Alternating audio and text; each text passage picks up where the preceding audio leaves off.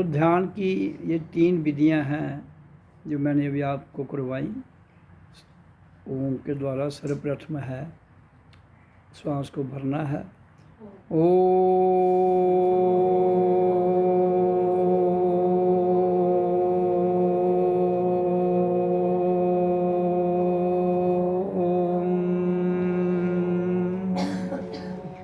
फिर श्वास को भरा।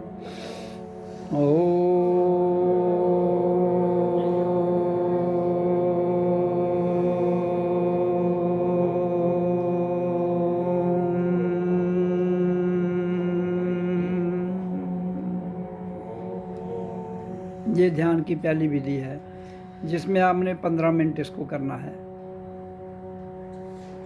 और ध्यान की दूसरी विधि है श्वास को भरना है, फिर रोकना है, फिर श्वास को छोड़ना है। ब्रीद इन, स्टॉप इन, श्वास को रोकिए, ब्रीद आउट, श्वास को छोड़िए।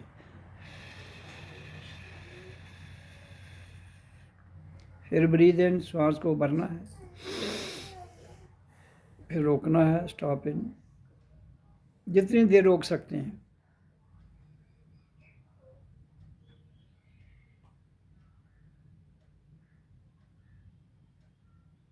उसके बाद छोड़ देना है। ये इसकी दूसरी विधि, ये भी 15 मिनट की है। 15-20 मिनट पहली भी इतनी, दूसरी कर सकते हो। तीसरी है जिसमें हमने केवल क्या करना है, श्वास आ रहा है जा रहा है उसको देखना है, मुंह में ओम कहना है, उसके द्वारा सांस आएगा जाएगा और ध्यान जहाँ रखना है और श्वास पर फोकस करना है। तो जो अभी की हमने तीसरी, वैसे ऐसे रखा, शांत बैठे। ये 3 प्रकार की क्रियाएं हैं ध्यान की।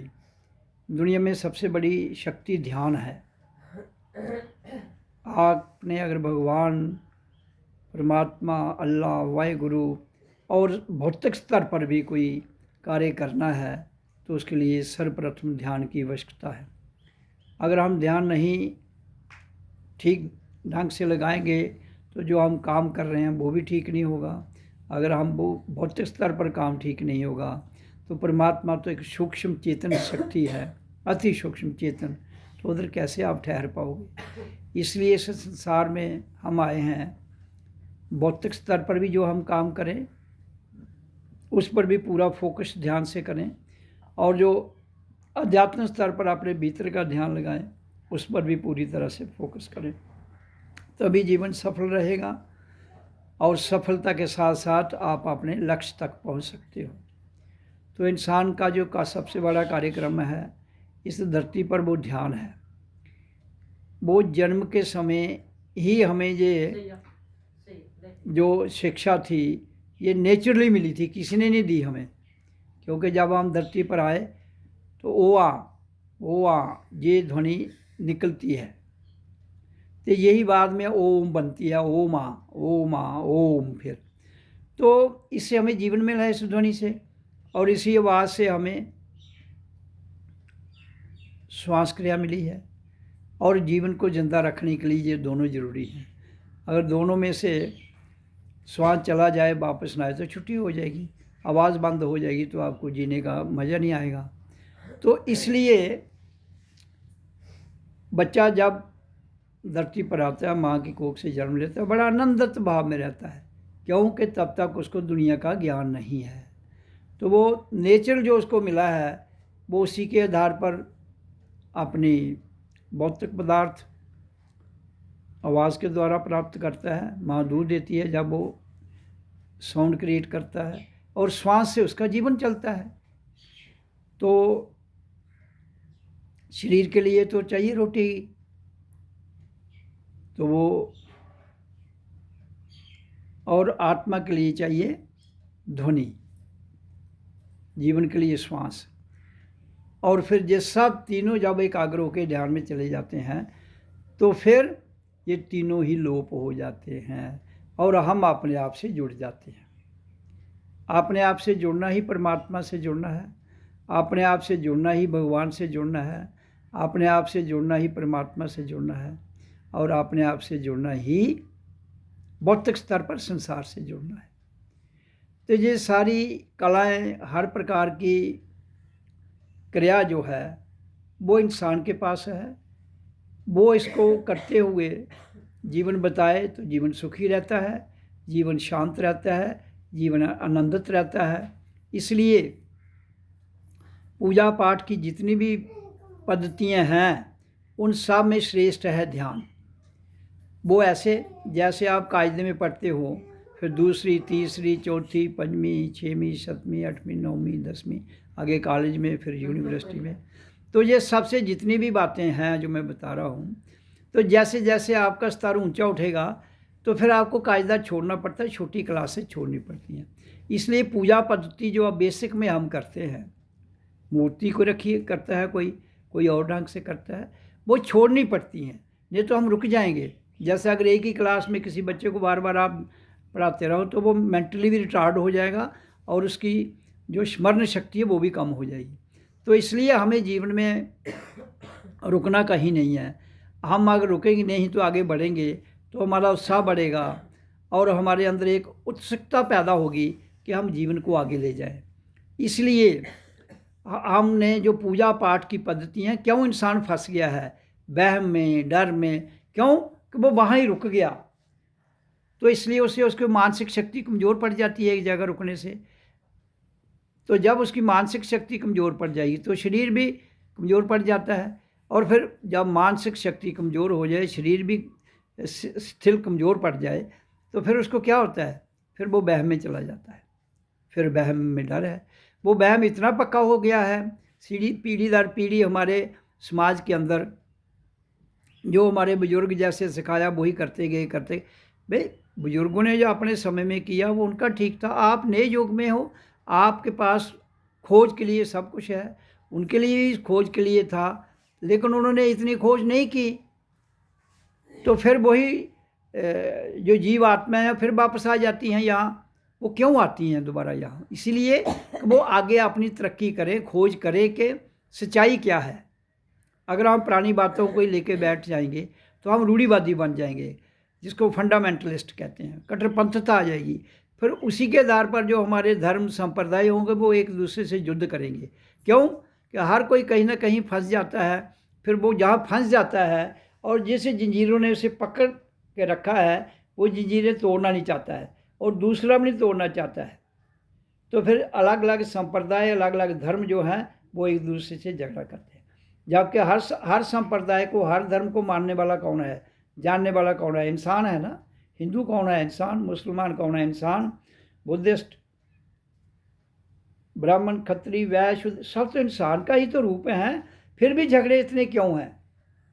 उसका कारण यही है कि हमने सत्य को नहीं जाना है। हमने उस परमात्मा का कंसेप्ट ही गलत बदल दिया। परमात्मा तो सबके अंदर एक है, आत्मा तो सबकी एक जैसी है, अलग तो है ही नहीं। जैसे हम भजन करेंगे बिरकुटी में जो प्रकाश आएगा वो सबके अंदर एक जैसा आएगा। हिंदू हो, मुसलमान हो, सिख, ईसाई, बौद्ध, जैन, पारसी, ब्राह्मण, खत्री, वैश्य, शूद्र और भी कोई अगर जाति है, तो जब उसको यहाँ एनर्जी आएगी तो एक ही प्रकाश सबके अंदर आएगा। तो जब एक ही प्रकाश सबके अंदर आता है, इसका मतलब हम सबकी जात एक है, इंसान, और धर्म है इंसानियत, और लक्ष्य है रूहानियत। तो जब तक हम इस लेवल तक हमारे अपने जो शिक्षा है, जहाँ पूजा पद्धति के तरीके हैं, चाहे वो हिंदुओं के हैं, चाहे वो मुसलमानों के हैं, चाहे वो सिखों ईसाइयों के, वो हमें लड़ाएंगे। इसलिए हम उनसे निकल के आगे आकर परमात्मा एक है, उसे एक में जाना है। जब एक में जाना है तो आपको अपने जंजीरों को तोड़ना पड़ेगा जो बांधे हुए हैं। अगर आप नहीं तोड़ोगे आप आगे नहीं जा पाओगे। इसलिए मेरा इस धरती पर आने का मकसद जो अध्यात्म विचार का क्रांति की मैं चर्चा करता हूँ, तो वो क्रांति कौन ला सकता है?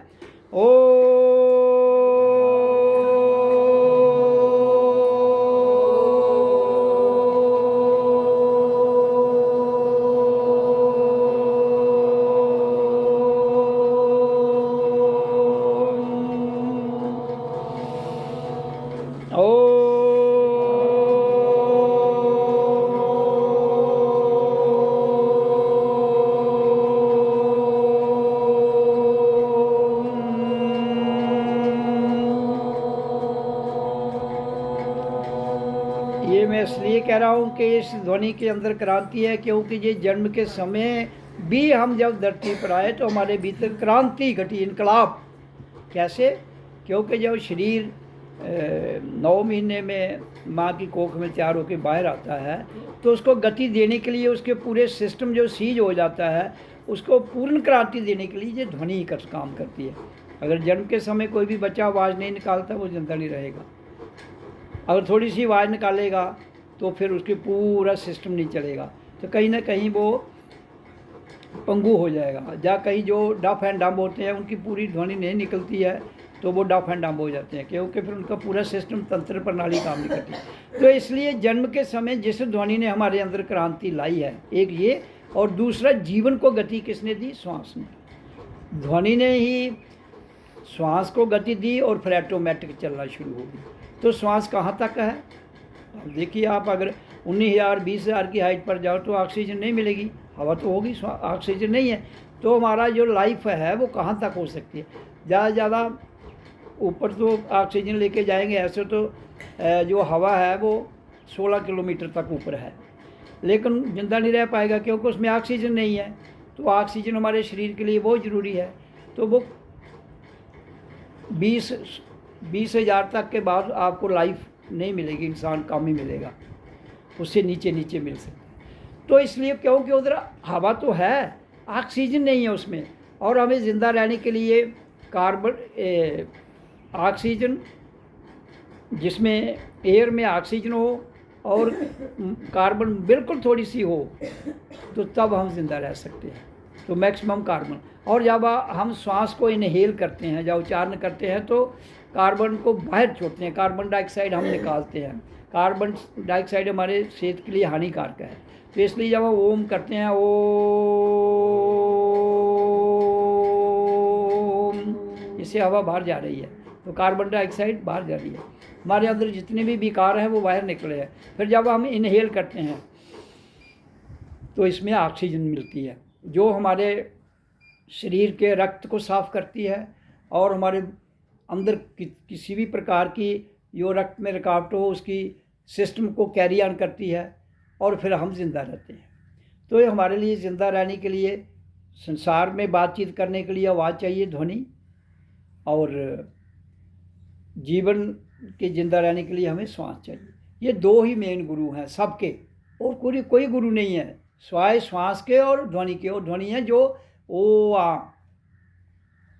तो इसलिए ये तो सबकी एक ही है।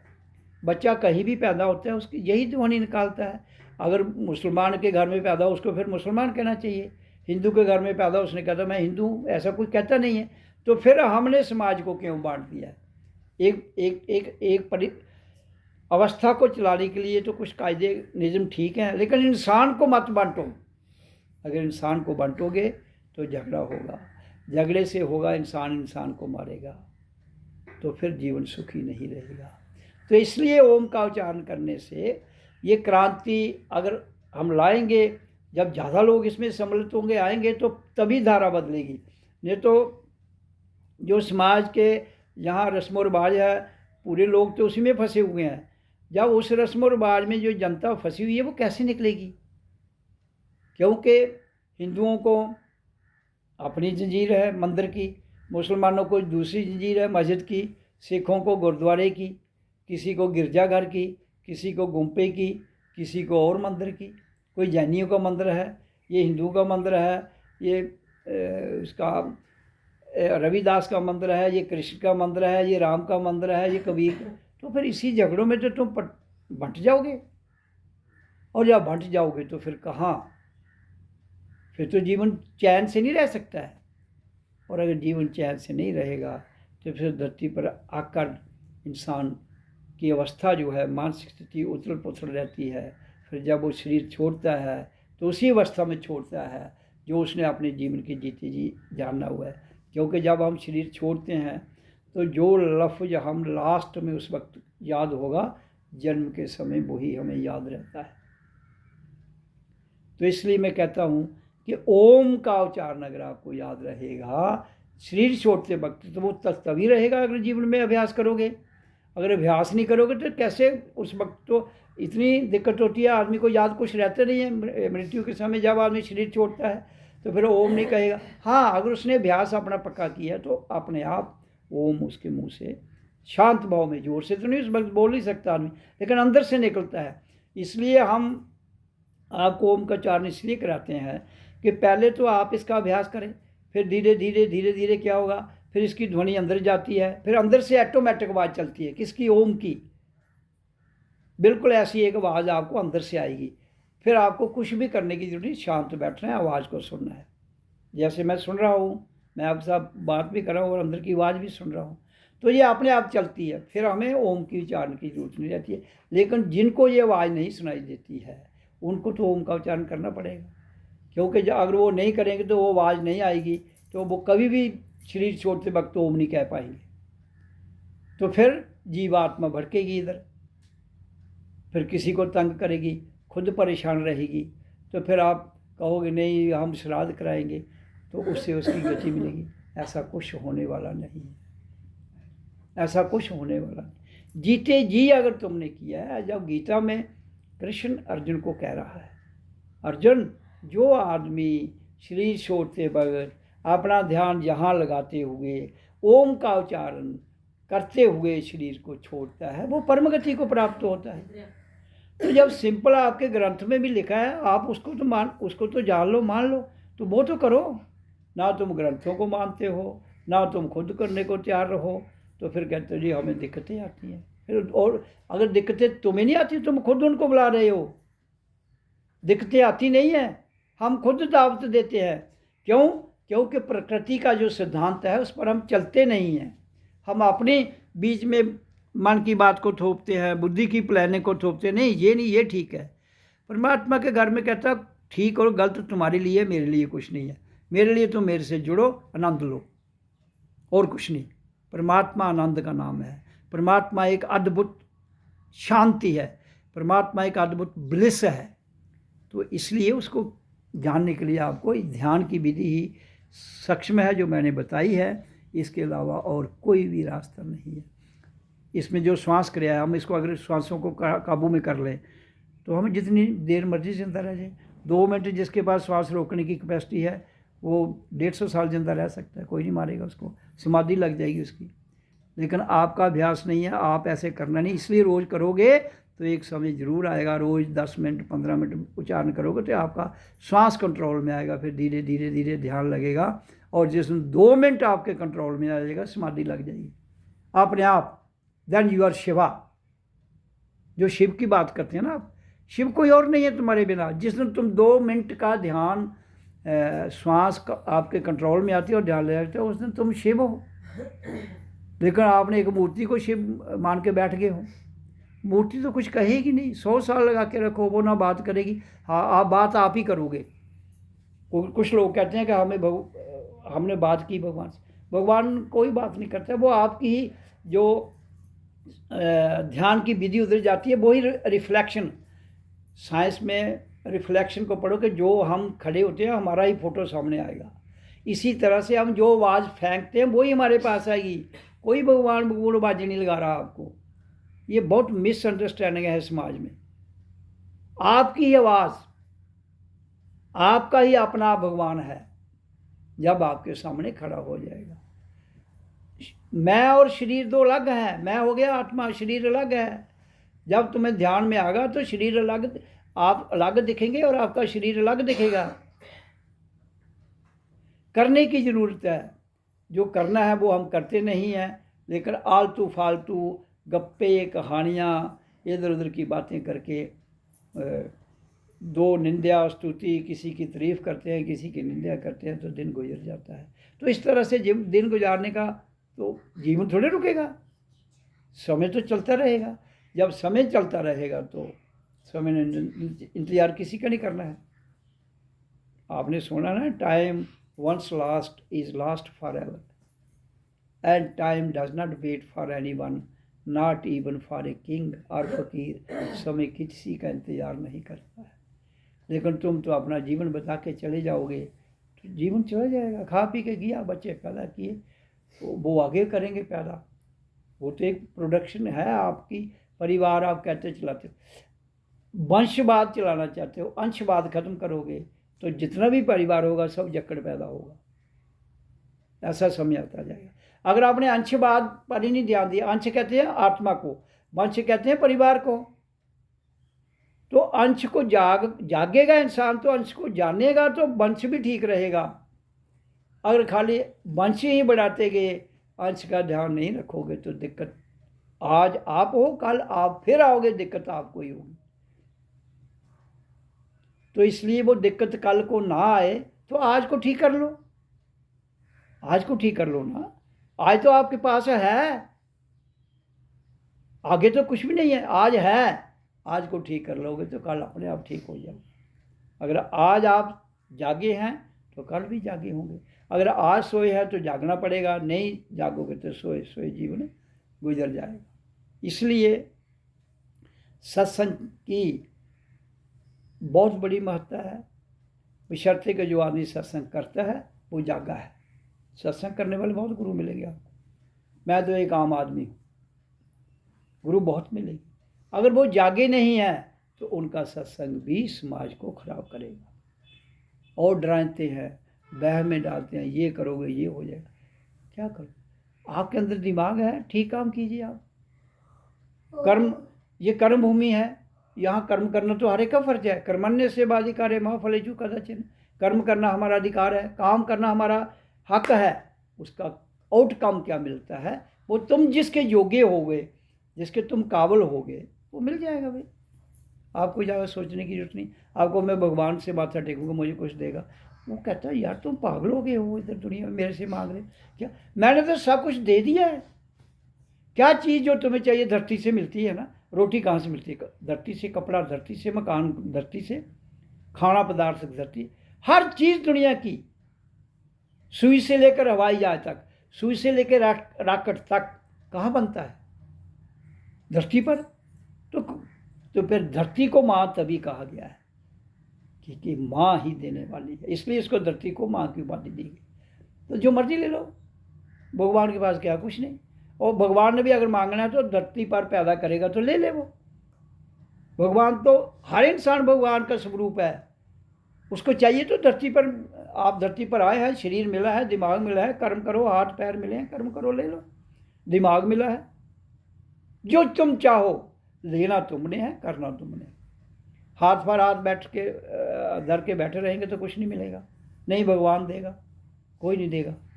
अगर देते हो चप्पी मार के बैठ जाओ तुम, हाँ वो भी तुम चप्पी मार के बैठो, ध्यान में जाओगे, फिर आपके सराउंडिंग को शक्तियाँ आएंगी इंसान के रूप में, वो आपको पैसे दे जाएंगी, आप उसका कर लोगे। अपने आप कुछ नहीं आता है, कोई किसी का वसीला है, मतलब समाज तो जुड़ा हुआ ना इंटरनेट के चेन से, तो जब चेन से जुड़ा है ये, तो इस चेन में एक दूसरे से जब बंधा है तो चेन खींचती है, तो सब वो जो जितने भी, आप ट्रेन नहीं देखी आपने, एक डब्बा होता है, पीछे कितने डब्बे होते हैं, सब एक दूसरे से जुड़े, हम पहले वाला जोर लगा रहा है वो चल रहे हैं। इसी तरह से संसार में भी जो ये तीन शक्तियां हैं, सूरज, धरती और चंद्रमा, ये पूरा प्लैनेट उसी से चल रहा है। और इंसान इस धरती पर एक परमात्मा का जो असली स्वरूप है, देह धारण करके जहाँ प्रकट हुआ है। लेकिन आप कहते हो हमें परमात्मा दिखता नहीं है, वो तो रहता ही आपके भीतर है 24 घंटे, फिर नहीं दिखता है तो गलती आपकी है, परमात्मा की नहीं है। देखने के लिए अंदर झांकना पड़ेगा और माया इकट्ठी करने के लिए बाहर काम करना पड़ेगा। तो दो ही तो रास्ते हैं। तो मैं तो कहता हूँ दोनों कर्म भी करो और अपने ध्यान में भी बैठो, रात को बैठो, दिन को कर्म करो भाई। 24 घंटे दिन रात होते हैं, वो एडजस्टमेंट आप कर लो, कोई दिक्कत की बात नहीं। ओ